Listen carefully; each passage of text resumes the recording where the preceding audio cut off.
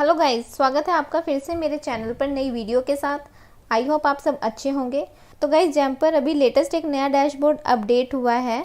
उसमें क्या है कि बहुत सारे लोगों को टेंडर सर्च करने में प्रॉब्लम आ रही है और बहुत सारे लोगों को बिड सर्च करने में भी प्रॉब्लम आ रही है और बहुत सारे लोग क्या है बिड फाइंड ही नहीं कर पा रहे हैं। और सबसे बड़ी जो प्रॉब्लम है वो ये है कि लॉग आउट करके तो हमें बिड दिखाई दे रही है और पार्टिसिपेट का ऑप्शन नहीं आ रहा है। और जब हम लॉगिन करने के बाद हम बिड के अंदर जा रहे हैं या फिर हमने बिड में पार्टिसिपेट करना है तो उसमें क्या हो रहा है कि हमें वो बिड ही नहीं मिल रही है। और गाइस, ये जो प्रॉब्लम आ रही है वो कस्टम बिड में बहुत ज़्यादा आ रही है और लोगों को कस्टम बिड मिल ही नहीं पा रही है या फिर वो पार्टिसिपेट करने में लोगों को बहुत ही दिक्कतें आ रही हैं। तो गाइज़, इस वीडियो में हम देखेंगे कि जैम का एक नया डैशबोर्ड जो अपडेट हुआ है वो किस तरह से वर्क करता है और किस तरह से आप हर एक बिड जैम पर सर्च कर सकते हैं, वो भी लॉगिन करने के बाद। चाहे वो प्रोडक्ट है, चाहे सर्विसेज है, या चाहे वो कस्टम बिड है या फिर आपकी बीओक्यू बिड है। गाइस, पहले क्या था कि एक पुराने वर्जन का एक ना ऊपर ऑप्शन आता था टॉप पे जब हम लॉगिन करते थे और वो ब्लिंक करता रहता था, नोटिफिकेशन टाइप सा कुछ आता था। और उसमें क्या था कि हम ओल्ड वर्जन के थ्रू अपना बिड उसमें लोकेट कर सकते थे और मेरे ख्याल से वो वाला ज़्यादा ईजी था और लोग उसको कर भी पा रहे थे। लेकिन अब क्या हो गया है कि नया डैशबोर्ड अपडेट हो गया है और लॉगिन करने के बाद तो पुराने डैशबोर्ड का जो ऑप्शन है जो जैम ने बिल्कुल ही फिनिश कर दिया है। तो अब आपको अपडेटेड डैशबोर्ड पर वर्क करना होगा। तो चलिए गाइज, देखते हैं कि न्यू डैशबोर्ड जैम पर कैसे वर्क करता है। तो गाइज, लॉगिन करने के बाद आपको कुछ इस तरह से डैशबोर्ड देखने को मिलेगा और आप यहाँ पर बिड्स पर जाओगे। बिड्स पर जाने के बाद लिस्ट ऑफ बिड्स पर क्लिक करेंगे। तो गाइज, आप देख सकते हैं कि इससे पहले टॉप पर एक ऑप्शन आता था कि click here if you want to open old bid dashboard, और अभी क्या है जैम वालों ने वो हटा दिया है और अभी आपको नया ही डैशबोर्ड देखने को मिलेगा। और अब जो भी आपको न्यू बिड के लिए पार्टिसिपेट करना है तो अब इसी डैशबोर्ड से आपको करना होगा। गाइस, लॉगिन करने के बाद ये जो इंटरफेस है वो चेंज है। गाइस, ये पहले भी आपने देखा होगा कि काफी टाइम पहले ही ये इम्प्लीमेंट हो गया था और पैरेलल में जैम का जो पुराना डैशबोर्ड है वो ऑप्शन में दे रखा था कि आप उसको भी यूज कर सकते हैं।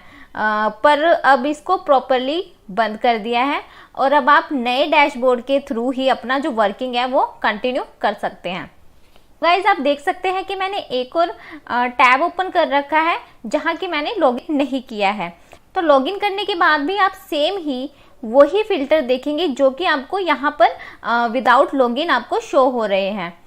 और इसमें फ़र्क क्या है? फ़र्क ये है कि लॉगिन करने के बाद जो पोर्टल है आपको उन्हीं कैटेगरी का टेंडर दिखाता है जिन टेंडर्स की कैटलॉगिंग आपने अपनी प्रोफाइल पर कर रखी है। और बाकी दो बिड ऐसी है जैसे कि कस्टम बिड और बीओक्यू बिड जिसका कि कैटलॉगिंग से कुछ भी लेना देना नहीं है। और गाइज, आप लॉगिन करने के बाद हर बीओक्यू बिड और कस्टम बिड को भी चेक कर सकते हैं, तो उसमें आपको कोई प्रॉब्लम नहीं आएगी।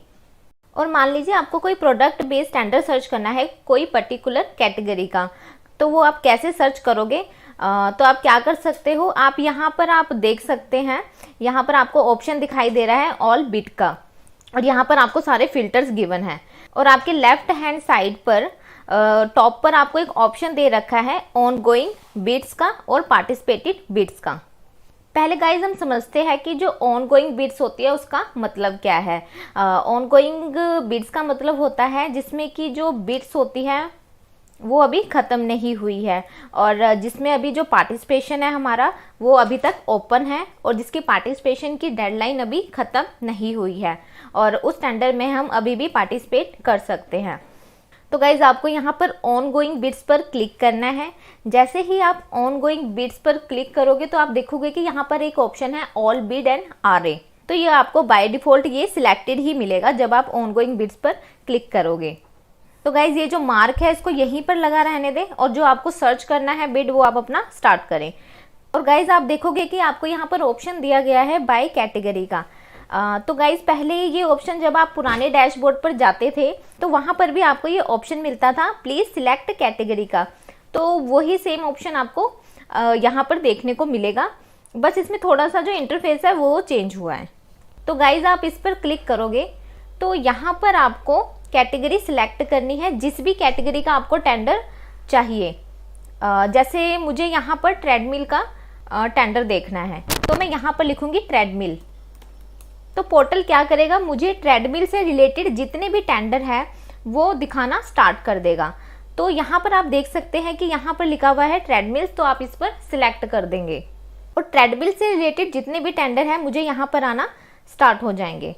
जैसे कि आप यहाँ पे देख सकते हैं, अभी ये ट्रेडमिल का एक ही टेंडर हमें दिखाई दे रहा है।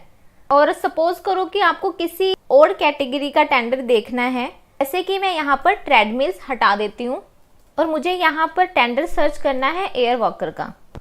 तो उससे पहले आपने जो ट्रेडमिल की कैटेगरी है उसको अनसिलेक्ट कर देना है। तो यहाँ पर आप सर्च करेंगे एयर वॉकर, तो यहाँ पर आप देखेंगे कि आपके पास आ गया एयर वॉकर एयर स्ट्रॉलर। तो आप इस पर क्लिक कर देंगे। Air walker air stroller outdoor gym equipment के जितने भी टेंडर्स हैं यहाँ पर सारे आपको देखने को मिल जाएंगे।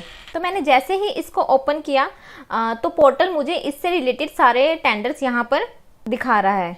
तो इस तरह से आप कैटेगरी बेस्ड जो टेंडर है वो सर्च कर सकते हैं। तो गाइज ये तो बात थी कैटेगरी बेस्ड टेंडर की, जहाँ पर हमने प्रोडक्ट सर्च करने हैं। तो अब प्रोडक्ट का हमने समझ लिया है। अब इसके बाद हम देखेंगे कि सर्विसेज के टेंडर आप कैसे देख सकते हैं। तो सर्विसेज वाले टेंडर में भी सेम वही तरीका है कि आप यहाँ पर ऑल बिड रहने दे सकते हैं और गाइज आप यहाँ पर डायरेक्टली जाकर भी जो भी सर्विसेज का आपने देखना है वो यहाँ पर सर्च कर सकते हैं। जैसे मान लीजिए मैंने यहाँ पर इवेंट और सेमिनार से रिलेटेड जो टेंडर्स हैं वो देखने हैं, तो मैं यहाँ पर सर्च करूँगी इवेंट और सेमिनार।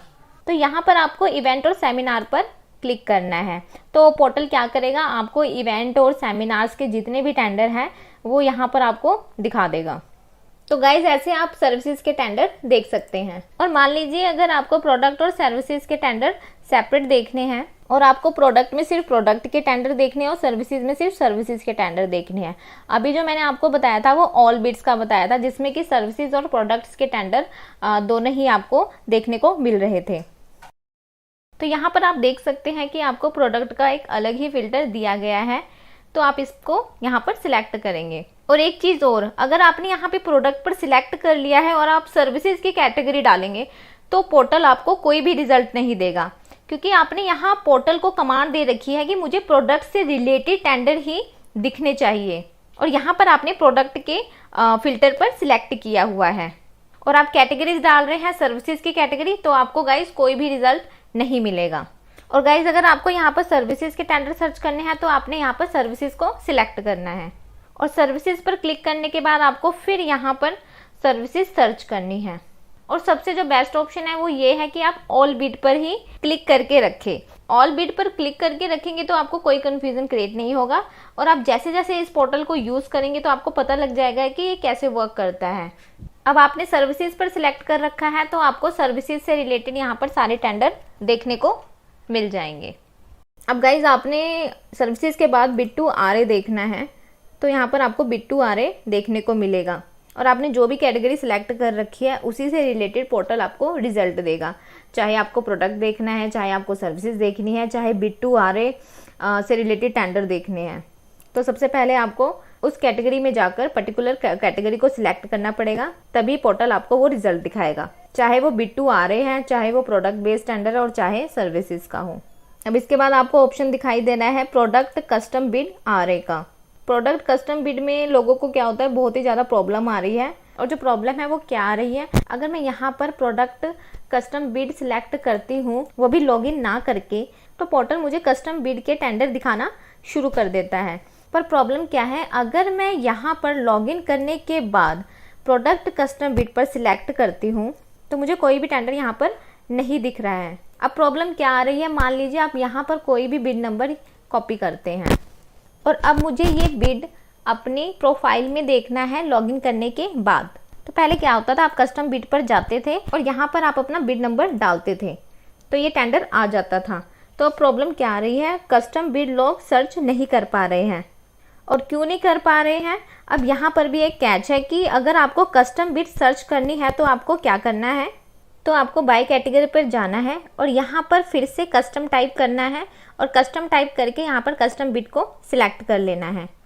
सिलेक्ट करने के बाद आपका जो भी बिड नंबर है वो यहाँ पर आपने डालना है। बिड नंबर डालते ही आपने यहाँ पर सर्च करना है। तो यहाँ पर आप देखोगे कि आपको ये बिड शो हो रही है। और पोर्टल आपको कस्टम बिड दिखा देगा। तो गाइज ये तो हमने देखा कस्टम बिड का। सेम इसी तरीके से अगर आपको कोई BOQ बिड सर्च करनी है तो जैसे मैंने विदाउट लॉगिन करके यहाँ पर आप देखेंगे कि मैंने BOQ बिड पर सिलेक्ट किया तो मुझे BOQ बिड से रिलेटेड बहुत सारे टेंडर यहाँ पर मिल गए हैं।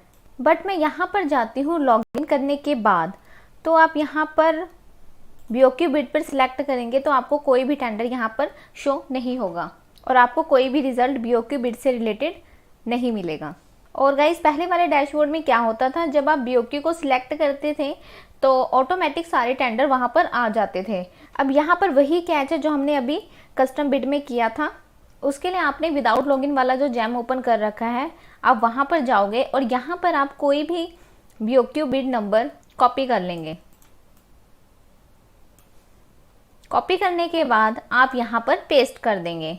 सबसे पहले तो आप ये देखेंगे कि मैंने यहाँ पे पेस्ट किया तो आपको BOQ बिड यहाँ पर सर्च नहीं होगी और कोई भी रिजल्ट आपको पोर्टल पर नहीं दिखाई देगा। बट अगर आप यहाँ कैटेगरी में जाकर यहाँ पर आप देखेंगे कि BOQ बिड का एक पॉइंट दिखाई दे रहा है, तो आप इस पर सिलेक्ट करेंगे और सिलेक्ट करने के बाद आप सर्च करेंगे तो आप देखेंगे कि तो आपको यहाँ पोर्टल पर BOQ बिड से रिलेटेड जो मैंने यहाँ पर टेंडर नंबर डाला था वो यहाँ पर आपको शो हो जाएगा।